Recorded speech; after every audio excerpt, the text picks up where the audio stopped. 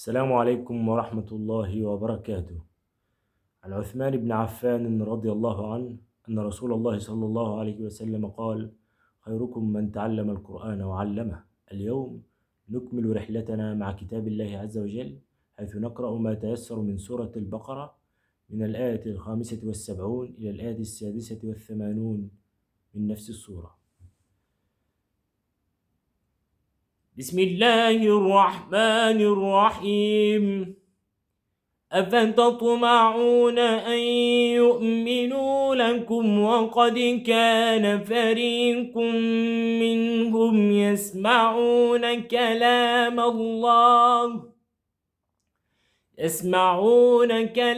الله ثم يحرفونه من بعد ما عقلوه وهم يعلمون. وإذا لقوا الذين آمنوا قالوا آمنا، وإذا خلا بعضهم إلى بعض قالوا أتحدثونهم بما فتح الله عليكم ليحاجوكم به عند ربكم أفلا تعقلون. أولا يعلمون أن الله يعلم ما يسرون وما يعلنون.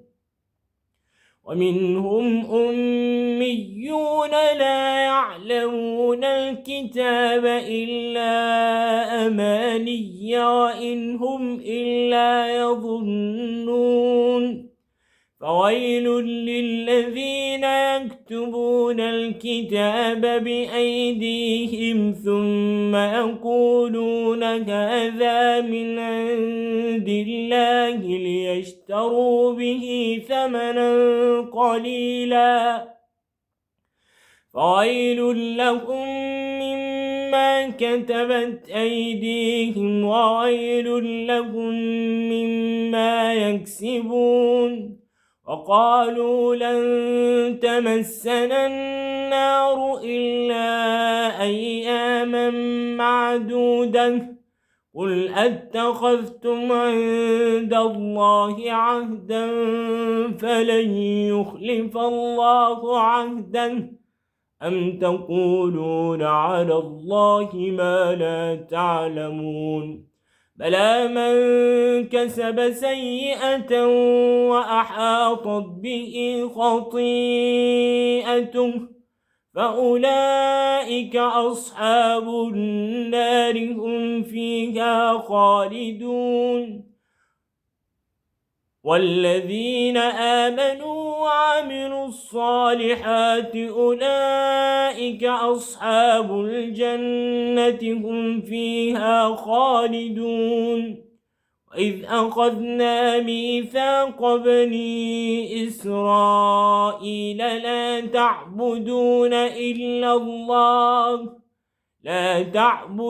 إلا الله وبالوالدين إحسانا وذي القربى واليتامى والمساكين وقولوا للناس حسنا وأقيموا الصلاة وآتوا الزكاة ثم توليتم إلا قليلا منكم وأنتم معرضون.